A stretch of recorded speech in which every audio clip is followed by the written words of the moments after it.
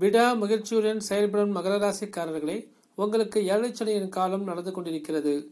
விரயச்சனி முடிந்து ஜென்மச்சனியின் காலம் இப்பொழுது ஆரம்பித்திருக்கிறது. ஜென்மச்சனியின் காலத்தில் வாழ்வில் அனைத்து காரியங்களிலும் சற்று கவனத்துடன் செயல்பட வேண்டும். ஏற்கனவே விரயச்சனியால் ஏற்பட்ட சோதனைகளை சந்தித்த நீங்கள் இந்த ஜென்மச்சனியால் ஏற்படும் காரிய தடைகள், தாமதம் போன்ற அனைத்தையும் நிதானமாக சமாளித்து விட முடியும். ஜென்மச்சனியால் உடல்நலம் பாதிக்கும். புதிய முயற்சிகள் எதுவும் கைகூடாது.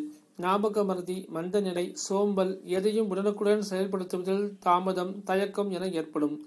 குடும்பத்தில் புதிய பிரச்சனைகள் உருவாகும். சிலருக்கு கோர்ட்டு, கேஸ் என அலைச்சல், ஏமாற்றங்கள் இருக்கும்.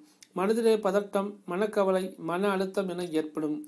உறவினருடன் பகை, காசு பணம் விரயமாவது, வம்பு வழக்கு பிரச்சனைகள் என ஏற்படும். தொழில் உத்தியோகத்தில் உழைப்பை அதிகம் வெளிப்படுத்த வேண்டிய ஒரு சூழ்நிலை ஏற்படும். தொழிலில் லாபங்கள் குறையும். வரலுக்கு தகுந்த வீக்கம் என நிலைமை ஏற்படும். செலவுகள் அதிகரிக்கும். பணம் வந்தாலும் கையில் தங்காது. சகோதர வகையில் ஆதரவு குறையும்.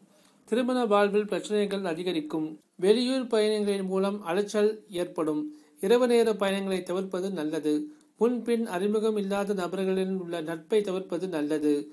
அனைத்து வகையிலும் மிக கவனத்துடன் செயல்பட வேண்டிய ஒரு காலகட்டங்கள். தினமும் கோளாறு பதிகம் பாராயணம் செய்வது நன்மைகளை தரும்.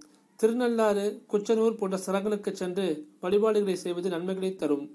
சனிக்கிழமைகளில் சிவபெருமானுக்கு ருத்ராபிஷேகம் செய்வது நன்மைகளை தரும். அதிர்ஷ்டமான திசாபுத்திகள் நடப்பவர்களுக்கு ஜென்மச்சனியால் மிகப்பெரிய பாதிப்புகள் எதுவும் ஏற்படாது.